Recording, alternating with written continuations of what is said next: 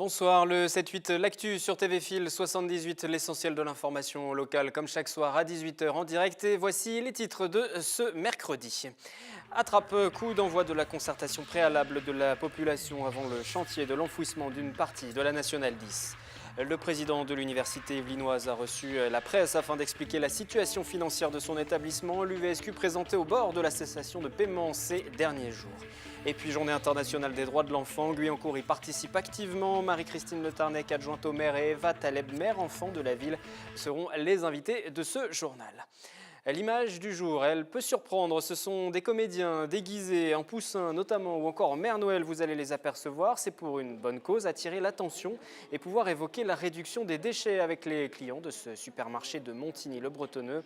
Ils sont membres de l'association Pic-Pic et incitent les gens à consommer en veillant à la gestion des emballages. Cette semaine est consacrée en Europe à la réduction des déchets. 2700 opérations sont prévues à travers l'Hexagone.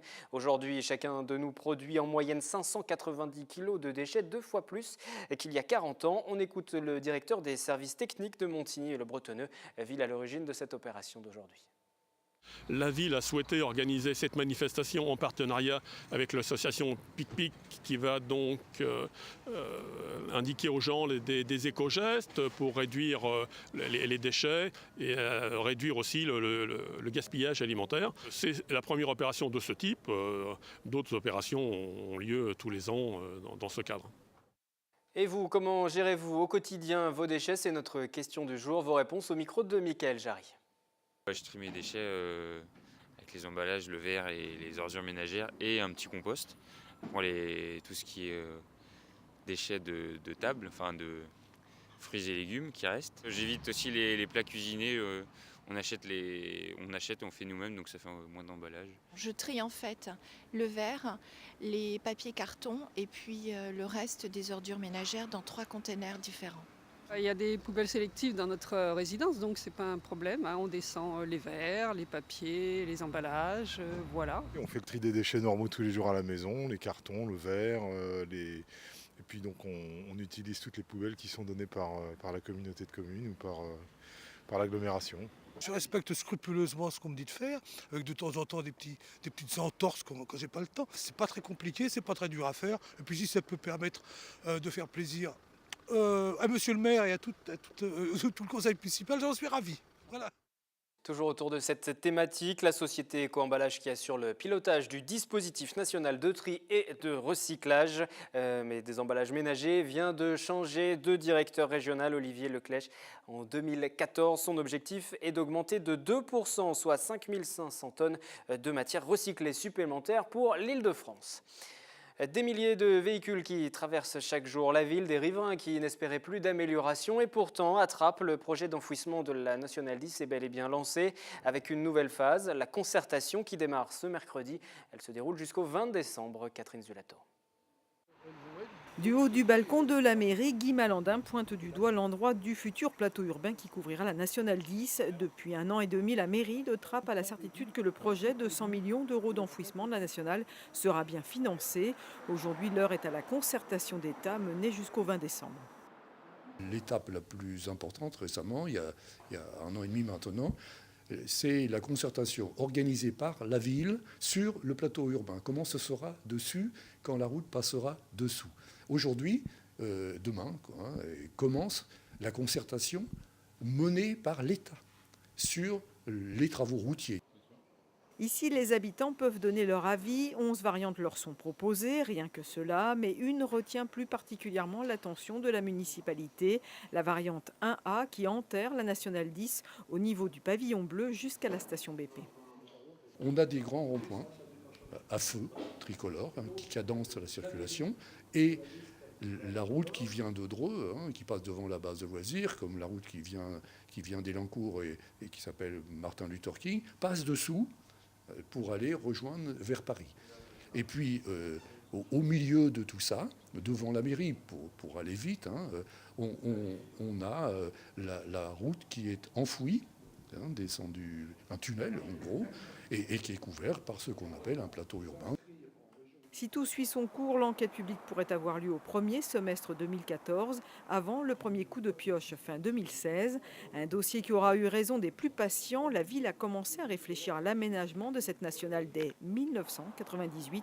Chaque jour, cette route est empruntée par 70 000 véhicules.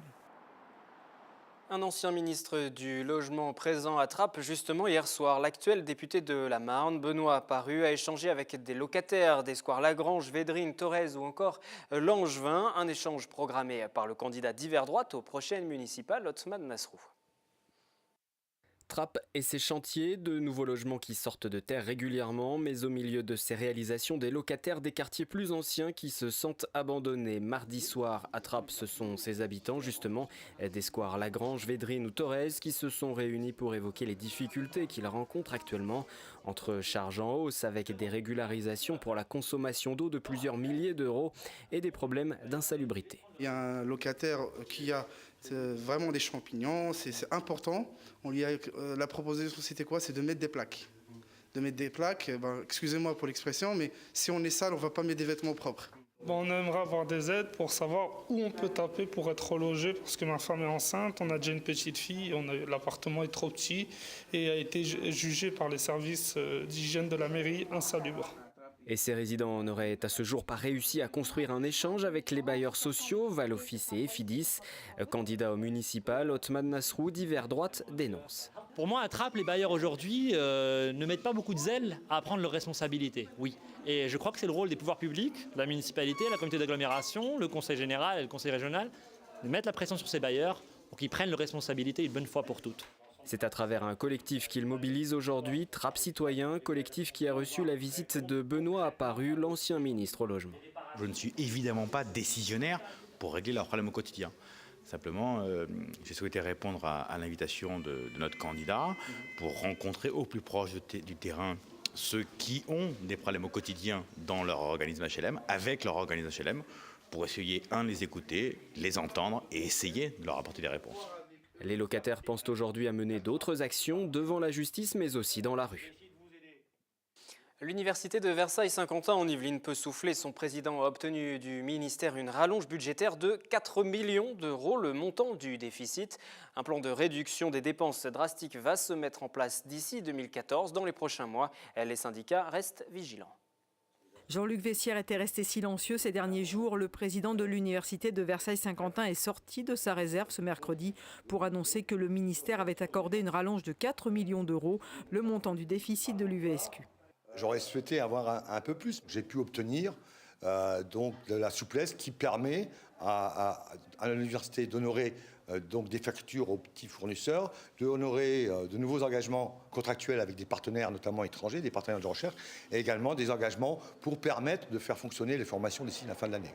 Une rallonge qui s'assortit d'un plan de retour à l'équilibre en 3 ans à hauteur de 7 millions d'euros. Cela va commencer dès 2014 avec une réduction de dépenses de 4 millions, dont 3 millions rien que pour la masse salariale. Il n'y a pas de licenciement, donc ça c'est un objectif pour moi important, de ne pas licencier les contractuels, de ne pas les fragiliser. Comment s'y prend-on? Donc on a du gel d'emploi. Nous avions obtenu 21 emplois dans le cadre du plan de la ministre en 2013. Nous avons publié que 6 emplois. Ensuite, donc, on restreint les recrutements. Si on ne licencie pas, par contre, on limite les recrutements. Donc on restructure au niveau des services aussi, au niveau des services des directions de l'université. Donc ça, ce n'est pas le volet formation. Il va donc falloir se serrer la ceinture. Les masters ne seraient pas concernés. Certains parcours dans les licences seraient, eux, restreints. Mais d'où vient ce déficit? Le syndicat SNESUP dénonce les partenariats publics-privés trop coûteux pour l'université, signés notamment pour la construction de l'UFR des sciences à Montigny. Le syndicat demande une commission d'enquête pour réétudier ces contrats. La prochaine étape, c'est le vote du budget 2014, début décembre. Des relations toujours difficiles entre la mairie de Guyancourt et l'association des musulmans de la commune. Fin octobre, la mairie diffusait un communiqué pour évoquer des méthodes jugées inadmissibles. L'association a tenu à réagir et à évoquer un projet qui lui tient à cœur. Catherine Zulato. Ils sont venus occuper la mairie, ils sont venus faire du chantage de prières dans la rue, ils ont affiché dans la mosquée des tracts contre la mairie. Donc nous on veut bien dialoguer, mais si le dialogue il commence par ce genre de rapport de force, on ne va pas avancer. Dans ce reportage diffusé fin octobre, Benoît Ferré faisait part de tensions entre la mairie et l'association des musulmans de Guyancourt, dont le nouveau bureau a été constitué le 1er mai dernier. Une association par la voix de son président qui réfute toutes les accusations. Je n'ai jamais tenu des propos anti-républicains. Jamais, jamais, jamais. Et ni affiché ni distribué de tracts qui justement pourraient évoquer ce genre de propos anti-républicains. Des tensions nées notamment autour de problèmes d'horaire d'ouverture d'une salle municipale qui leur sert de lieu de prière et de rassemblement. Des tensions qui d'ailleurs avaient entraîné l'arrêt du projet d'agrandissement du local prêté à l'association par la ville depuis 1990. Demain, ce que souhaiterait l'AMG, c'est avoir leur propre lieu de culte. C'est un projet qui est en cours parce que je me dis, bon, je pense que vivre dans l'assistanat à un certain moment, bien qu'on remercie justement les élus de notre commune pour le prêt de la salle. Nous envisageons de construire justement un lieu de culte pour justement stopper cet assistanat, tout simplement. Une autonomie, et bien sûr, ça se fera dans le respect des lois de la République. Pour l'heure, le projet en est juste au stade de la réflexion. Deux invités dans le 7-8 L'Actu ce soir. Marie-Christine Le Tarnec, bonsoir. Bonsoir. Vous êtes adjointe au maire de Guyancourt sur les questions de l'enfance, du scolaire et du périscolaire. Et puis face à vous, Eva Taleb, bonsoir. Bonsoir. Tu as 13 ans, mère-enfant de Guyancourt. Aujourd'hui, 20 novembre, journée internationale des droits de l'enfant. Et vous le savez, ils sont loin d'être respectés à travers le monde. On va tout d'abord s'intéresser à ton statut de mère-enfant, mère des enfants sur Guyancourt. Ça consiste en quoi? Quel est le rôle d'un maire à ton âge? Représenter le CME, le conseil municipal des enfants, les jeunes, et montrer qu'on existe en tant que citoyen. En tant que citoyen, tu as été élu, il a fallu faire campagne pour ça, comme les adultes. Ça se passe de la même manière? Ça se passe à peu près de la même manière. Bon, la campagne est moins longue, hein. Mais oui, il y a un vote, il y a des candidats. Comment on mène campagne alors? Tu leur as dit quoi aux enfants, aux élèves pour qu'ils votent pour toi? Eh bien, d'abord, moi, j'ai été élue conseiller municipal. Donc, pour ça, j'ai fait ma profession de foi. Et après, j'ai été élue par les conseillers, donc à vote.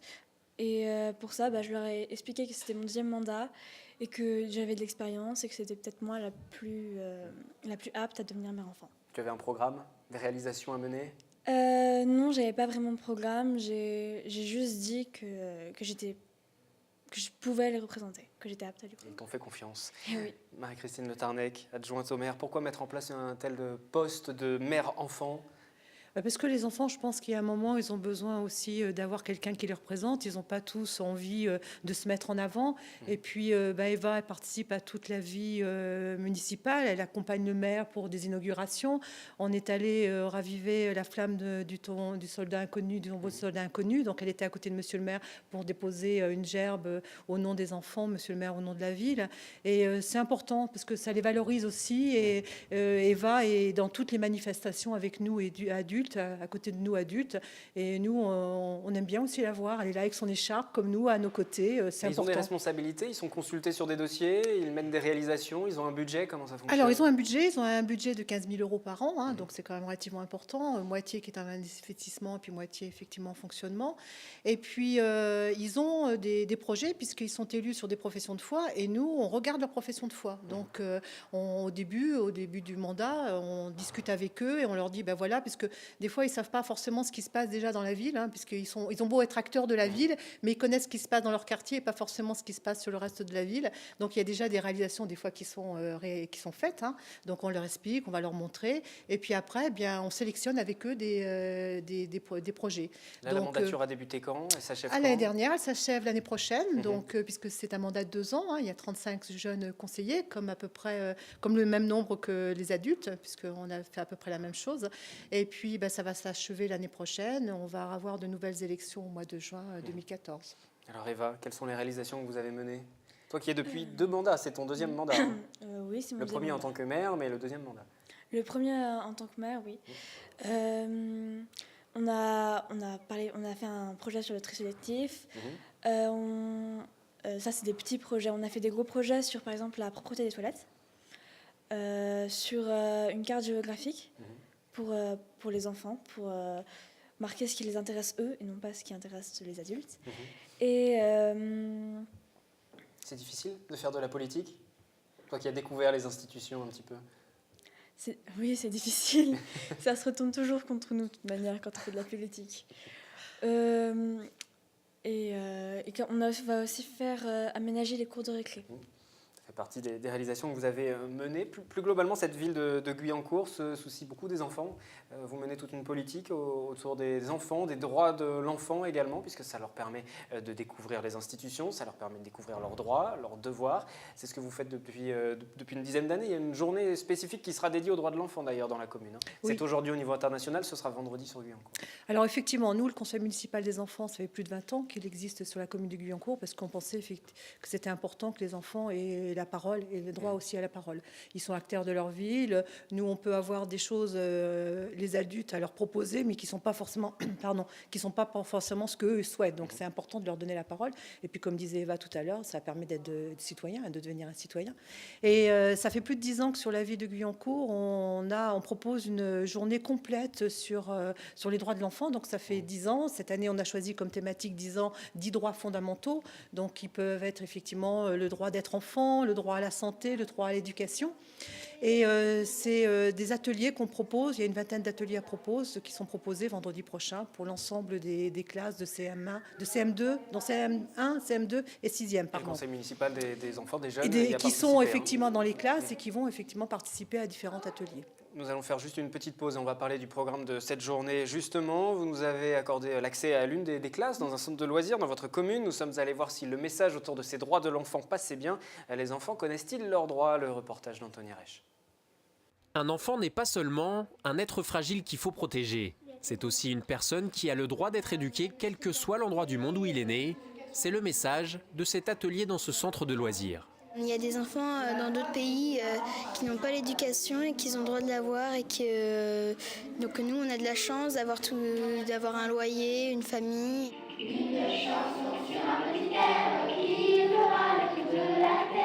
C'est en chanson que ces jeunes Saint-Quentinois prennent conscience de la chance qu'ils ont. Et le petit Anthony, il n'a pas de chance parce qu'il n'a pas grand-chose, alors que nous, on a beaucoup de choses et lui, il a... Toi, tu as le droit à quoi alors? J'ai le droit d'avoir des vêtements, d'avoir une maison, d'avoir à manger, d'avoir un peu tout. Lorsque l'on a des droits, il y a forcément des choses interdites. Et là aussi, le respect de l'autre semble capital. J'ai pas le droit de me bagarrer, j'ai pas le droit d'insulter des gens. J'ai pas le droit de maltraiter les autres. Mais lorsqu'on parle aux enfants de devoirs, la réponse est unanime. À l'école, par exemple, je dois faire mon travail. Si je ne le fais pas, c'est pas bien. Mon devoir, c'est d'aller à l'école pour travailler, avoir un travail plus tard. Jouer dans la chambre, lire, regarder la télévision font partie des loisirs de ces Guyancourtois. Un luxe que certains enfants ne connaissent pas. Alors, ils ont la solution. Que le pays aide avec l'argent qu'ils ont. En faisant du bénévolat, c'est quand tu apportes de la nourriture aux autres, aider les gens en difficulté, leur offrir un toit. Célia aimerait devenir médecin. Elle pourra peut-être guérir des enfants dans d'autres pays en difficulté. Selon l'INSEE, en France, en 2010, près d'un enfant sur 5 vivait sous le seuil de pauvreté. Le message passe bien auprès des enfants. Célia a bien retenu la leçon. Ah oui, sur le bénévolat notamment. Oui, c'est extraordinaire. Hein. Bravo. Comment va se passer cette journée du 22 novembre, puisque vous l'avez pilotée avec le conseil municipal des enfants? Ça va se caractériser comment? Les élèves donc on disait CM1, CM2 et 6e qui vont participer vont pouvoir faire quoi? Comment ça va se passer? Merci Eva. Donc effectivement, c'est sous forme d'atelier. On a plusieurs partenaires qui suivent le conseil municipal des enfants déjà depuis de nombreuses années, comme l'UNICEF, puisque Guyancourt est ville amie des enfants. Il y a la défenseuse des droits de l'enfant aussi. Et il y a l'IPS, l'Institut de promotion de la santé, la Maison de la justice et des droits. Donc ils ont plus d'une dizaine. Donc je suis désolée, je ne vais pas toutes les citer parce que je vais en oublier. Donc les ateliers vont prendre plusieurs formes. Alors ça peut être soit des discussions, par exemple l'association Artisans du Monde va va proposer un film sur la fabrication d'un ballon au Bangladesh fait par les enfants. Donc ça va permettre de parler du droit à la protection et contre l'exploitation des enfants.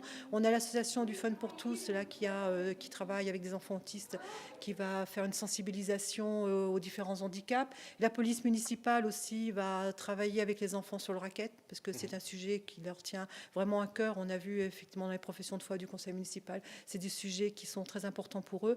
Et pour réfléchir avec eux sur le fait de leur dire, vous avez le droit de dire non, vous avez complètement le droit de dire non, et les enfants et les adultes, ce sont là pour vous aider. Voilà, donc il y a beaucoup d'ateliers qui sont sous forme de jeux, parce qu'il y a des jeux de loi autour des droits de l'enfant. Voilà, et il y a plus de 500 participants qui viennent sur cette manifestation sur Guyancourt. Voilà. On parle donc du droit des enfants. Je vais juste rappeler certains chiffres qui sont inquiétants et qui concernent uniquement la France. 1 million d'enfants pauvres, 19 000 enfants maltraités, 150 000 enfants qui quittent le système scolaire sans perspective. Et finalement, on en parle assez peu, même si ça se déroule et ça se passe en France. Eva, pour toi, les droits de l'enfant, ça représente quoi? Avoir des droits, ça veut dire quoi? Ça représente... l'enfant est un être à part entière. Pardon. L'égalité... je sais pas. C'est aussi un message que vous faites passer avec tous les élus jeunes auprès des autres enfants? Rien que le fait qu'il y ait un conseil municipal des enfants, ça prouve qu'on a des droits, qu'on existe. Et puis franchement, moi j'aimerais passer un message, c'est que les droits de l'enfant, c'est dommage que ce ne soit pas respecté dans tous les pays et c'est jamais quelque chose d'acquis malheureusement. Droit des enfants, devoir des enfants aussi?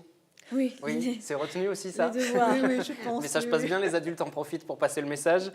Le 20 novembre 89, les Nations Unies adoptaient donc ce texte de 54 articles sur les droits de l'enfant. L'UNICEF se bat pour les faire respecter. Je vous propose de regarder ce spot réalisé l'an dernier justement pour sensibiliser.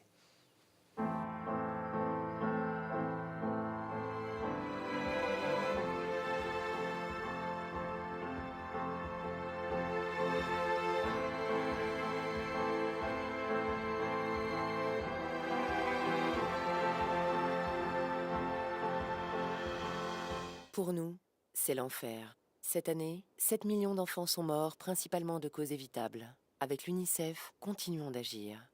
Aidez-nous, donnez. Et l'UNICEF qui a publié à l'occasion de cette journée internationale des droits de l'enfant un rapport sur les enfants en France, sur l'intégration sociale des enfants en France. C'est une première, ce rapport sur les 6-18 ans qui ont été mis à contribution. 17% des enfants sont en profond mal-être social, 55% des enfants ont déjà connu une situation de harcèlement en milieu scolaire et un enfant sur 10 ne se sent pas respecté par les adultes. Vous nous parliez tout à l'heure du racket. Dans leur profession de foi, ces jeunes parlaient de ces difficultés aussi au quotidien à l'école. C'est une réalité aujourd'hui? Tu as été confronté à ce genre de problème ou dans ton entourage, d'autres aussi? On parlait de mal-être social, de harcèlement au milieu scolaire, de difficultés. C'est pas toujours facile d'être un enfant? Non, c'est pas facile. Puis à cet âge-là, c'est un peu la loi du plus fort aussi. Oui, ça m'est arrivé de vivre ça est arrivé à des personnes que je connais. C'est malheureusement la vie. Et c'est pas facile pour tout le monde de s'en sortir. Et souvent, les personnes, les victimes peuvent devenir par la suite celles qui font subir le harcèlement à d'autres personnes. Donc, vous êtes là aussi avec le conseil municipal des enfants pour passer ce message et les aider, si jamais ils souhaitaient vous solliciter. Oui, il faut en parler, il faut réagir, parce que parfois, on ne se rend pas tout à fait compte de la gravité de la situation. Et ça peut très vite dégénérer. Merci à toutes les deux d'être venues sur le plateau. On parlait des droits de l'enfant ce soir. Et Guyancourt, journée spéciale avec les enfants de la ville, c'est prévu vendredi. Merci à vous. Une dernière information qui concerne vos conditions de circulation demain, puisqu'un blocage est prévu par la Fédération départementale des agriculteurs sur les axes menant à Paris. Un cortège d'une cinquantaine de tracteurs va prendre le départ vers 5 h du matin à Houdan, dans le but de rejoindre Paris par la Nationale 12, une manifestation non autorisée qui a pour but de demander la démission du ministre de l'Agriculture. Vous le savez, les agriculteurs qui sont très en colère à travers toute la France actuellement. Merci donc à nos invités de ce soir. Le journal est terminé pour aujourd'hui. Il revient demain avec de nouveaux invités sur ce plateau. Point complet sur l'actualité locale dès 18 h en direct. Ce mercredi soir, vous avez rendez-vous dans quelques instants avec Aurélia Debussy pour le nouveau numéro de Kiosque consacré à la culture. Bonne soirée.